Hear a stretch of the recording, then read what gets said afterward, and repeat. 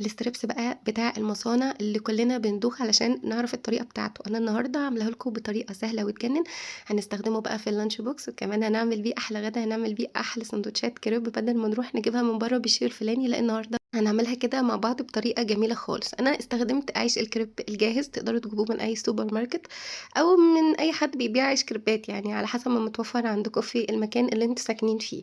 يعني أنا بقى كده جبته وحطيت عليه شوية جبن وفلفل بقى ألوان وزيتون وكاتشب، وتقدروا كمان تحطوا أي صوصات كده زي ما انتوا عايزينه. وبعدين ابتدي بقى كده إن أنا ألفه حوالين بعضه كده، يعني مثلث.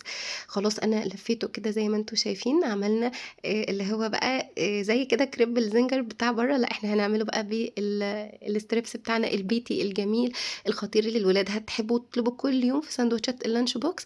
انا عملته هنا بقى كمان وغلفته يعني بالورق زي بتاع بره بالظبط، فكان طعمه يجنن. شايفين الجبنه سايحه ازاي؟ طعمها خطير. الستريبس البيتي اللي احنا عملناه محلي طعمه جدا ومخلي طعمه فعلا في حته تانية. فالنهارده بقى هنعمل ستريبس بتاع المصانع بطريقه سهله واقتصاديه جدا في البيت، واحلى كمان من بره. كفايه ان احنا نعمل حاجه على ايدينا كده مضمونه، وبناكل ولادنا واحنا مش خايفين